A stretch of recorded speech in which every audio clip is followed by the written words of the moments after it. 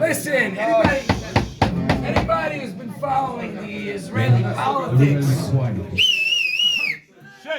anybody who's been following Israeli politics for the last 6 or so months, right, knows that the failure in the elections is just very simply there's a guy, Yisrael Beitenu, Avigdor Lieberman. If you would connect with the right-wing parties, with Netanyahu, to be able to win. So just last night, finally, Avigdor, he comes to his senses, and he calls, ring, he calls, hello, Bibi, Manishma. And Bibi's like, whoa, Vicky, what's going on? I've been waiting for your call, but tishma. אני לא יכול לדבר עכשיו. אתה לא יכול לדבר? כן, אני הולך לסיום הש"ס. אביגדור אומר, טוב, אבל מה עם יהדות התורה? Bang. Okay, it's a joke. Let me explain it. I got it. Anyways, okay. Israeli politics. The kids, anyways, Poischim b'chvoid Hasanya. B'chvoid Hasanya, ki ner mitzvah. On the table. Ki ner mitzvah v'toyra or. Right? What's the difference between the ner and the Torah, Shimi? Yeah. As the Torah is the or, but the or, as we know this, actually I learned this from Shimi, right? Or, right, needs something which is called kalim. Kalim has to be a vessel, has to be something that contains it, because the iris, they could mamish like, they can explode all over the place. It's worthless. It's almost like fireworks. They just shoot through the night and that's it. It starts and it's finished, it's gone. But if you have something called the ner is the kli in which it is, right, which it stands, that holds the thing is the iris shimi mamish having the siyum mashas in your house right over here. This is mamish the ultimate, exactly, the ultimate ner. This is like mamish the kalim. And I give a bracha before anything else. A bracha that taka in your house should always be this place where there's the kli for those items. Amol, you gotta have spheres of kalim. But then you get back up, you put it back together. Anyways. Where's the slave Moshe here? I don't know. You didn't break it. I don't know. Look at the bed. There's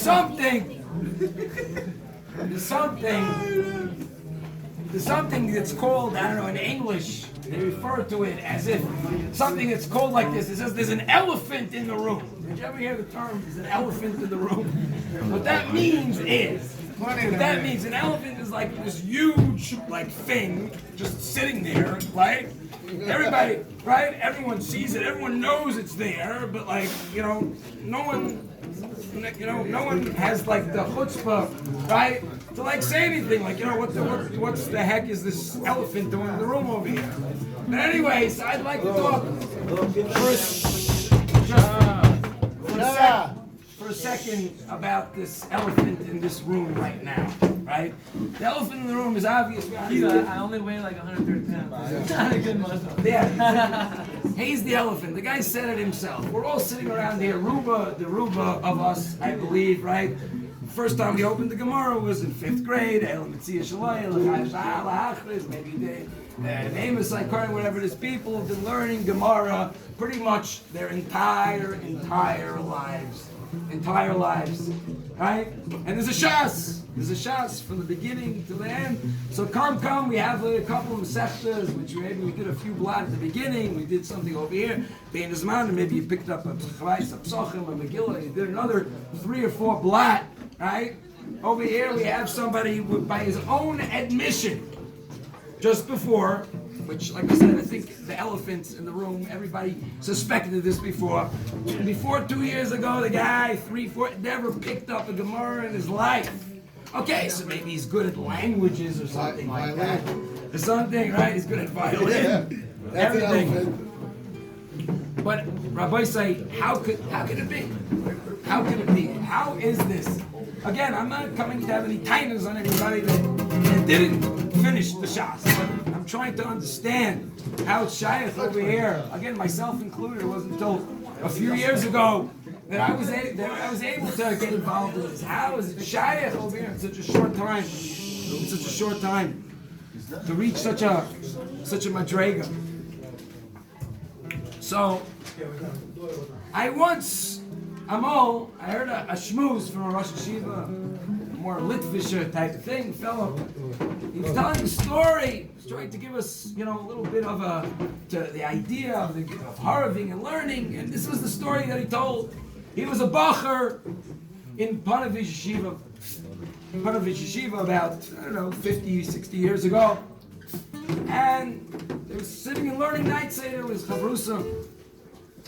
And they hit upon Shver Rajba. Shver Rajba didn't stem. Pashut, it was off the Gemara. It was a stira. Okay, so you get up. You ask the fellow next to you, did you see the Ra'ah? No, you didn't say, okay, fine. I saw the Rajba, what do you guy thinks? What are you tired of? I don't know. Okay, the kids will go to the Svarim Shafa. In those days, you didn't have all these kivets and shortcuts and everything like that. The kids are okay, they come back, they got this big stack of Svarim, every single thing. Nobody has the kasha, nobody has the problem, everybody's learning up the Rajba, it's mamish pashut. Okay, night Seder's over. But still a big oil in the base medrash, and they're still sitting there back and forth arguing, slowly but surely, right? This bacher closes his Gemara, this one closes Gemara, everyone's going, finished, slowly, but surely. Finally, the guy who's in charge of the lights, so he says, okay, you're sitting in that side over there, I'll leave the lights on for you over here, but I'm going to turn off the thing, and they're sitting there by themselves, and the mamish, that's it. No eitzes. What should we do? He said, you know what we have to do? We have to do, I bet, Rosh Hashiva, Shach, right? For sure, he's sitting in his house. He's still learning. Everybody knew he used to be up all night in his house preparing shir for the next day. Listen, this is such a kasha, I can't go to sleep. Let's go ask the Rosh Hashiva. So they walk down the block. Go to Rav Shach's house, they knock on the door. Sure enough, of course, they look inside first, they saw there's a little light. Rav Shach comes, he's in his bathrobe and his slippers, and of course, it's Svarim open front, and he's like, good evening, is everything okay in the dormitory? He said, no, it's okay, we have a kasha and learning. Shach, kasha and learning? Couldn't wait for tomorrow. I'm like, no, it's mamish kasha. I said, okay. And they tell him the kasha. And he thinks. And he tries. Right? Tries one answer, but that they already thought about, like 5 hours ago. He said, no, I can't examine because of the Gemara over there. And he's like, taka. Tries another few things, and they get into against a shmooze. And finally, it's 1, 2 o'clock in the morning, he says to them, you know what, Rabbi Say, it's a good kasha. I don't have the answer for you. But I have an eitzah for you. Says somebody yesterday in the Siyum in America mentioned this also. It says we have a gewaldige tefillah, right? The one tefillah that we have when we ask for HaKadosh Baruch Hu, that we refer to, we say Avinu of Harachamon, Merachim, Rachem, Aleinu, V'sein, Mamish, such tayalim, just to ask Hashem V'sein, V'libeinu, Bino La'avin, La'askel, Shmoyel Omad. He says, tomorrow morning in Shachris, tomorrow morning in Shachris, when you get up to that bracha, Mamish, be mechaven. Be mechaven. And Kodesh Baruch Hu, please give me the Lahavan Lahaskil to understand the answer. Okay. That was the story. I don't even remember what the point of the shmooze was then, right? But b'shaitai, everybody, we were all in the spoil. Wow, what a mamish gavaldik, beautiful, beautiful story. But I think a few years later,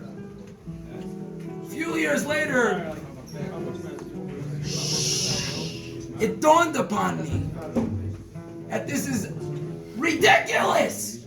You're talking about two Bachrim that they were sitting and learning the ganze Tag. They were sitting from 9 o'clock in the morning. From 9 o'clock in the morning, they learned everything from the beginning till what you call it. Finally, at 2 o'clock in the morning, because they were reminded by Rav Shach, oh, by the way, you know whose Torah this is? It belongs to Hashem. Why don't you go ask them? Why don't you go ask him? You shaiter! You think you should understand the word Me'emasai? That comes from HaKadosh Baruch Hu. That comes from Avinu, Avarachamon, Amarachim, Rachem Aleinu. That's where it's from. So you know what? Those of us that are learning the Torah and Nebuch, like those guys that were learning from 9 o'clock to 2 o'clock in the morning, Taka, it might take us our entire lives to finish the Shas. You know why? Because you're doing it on your own. But then, Rabbi said, there are those like Lev Moshe, that when they're learning the Torah, they're learning the Abish's Torah. They're learning the Torah not because I have to learn. It's because I have to get close to HaKadosh Baruch Hu. This is his message in the world. Okay, let me see what HaKadosh Baruch Hu is doing over here. That's Lev Moshe.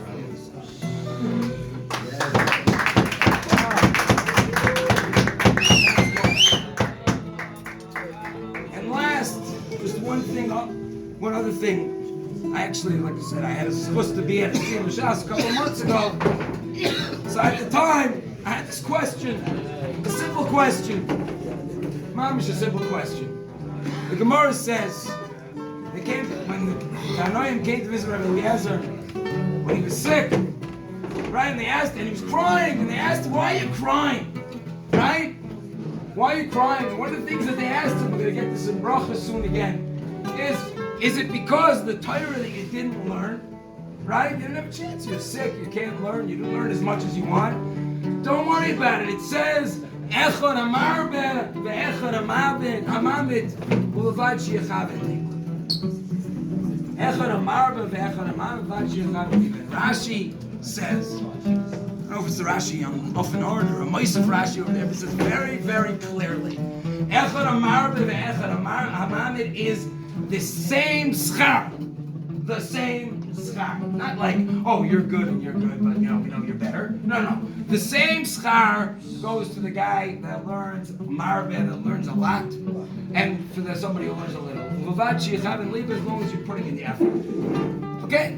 So that's muskum. Muskum dikim maimer of chazal. So I had this question then. In came, what is the big deal of a Siyum? What's the big deal of a Siyum? So you finished. Echad, Marbe, Echad, Amad. The guy who learned, when you go up to Shemayim, you finished. He did one daf, and I promise you, Rashi told me you're going to get the exact same star. So what's the big deal? What's the big deal? What is this thing that is? What do we have in a Siyum? What is in a Siyum? And the answer, I think, is linked in what we just said before, and the same exact point. That if you want to talk about my mitzvah of Talmud Torah, the mitzvah, the schar that I'm going to get for the mitzvah, 100% is no different. But Rabbi said, you know what there's out there? There's a Torah. There's a Torah. Who's going to learn the Torah? What's it doing there? What's it for? Is there anybody who's interested? Forget about learning for yourself and for your schar. Is there anybody interested in the Torah Lishma? Is there anyone interested in the Torah because it belongs to HaKadosh Baruch Hu? Somebody finish the Torah or a bunch. Rabbi say that is the simcha of the Siyum. And the simcha of the Siyum, the Mela, it belongs to everybody. You know what? The Siyum is like, I was thinking, you know, you have a band, you have a keyboard, and you have a guitar. And you know what? That's really all you need. But you know what? If you have a violin, how sweet.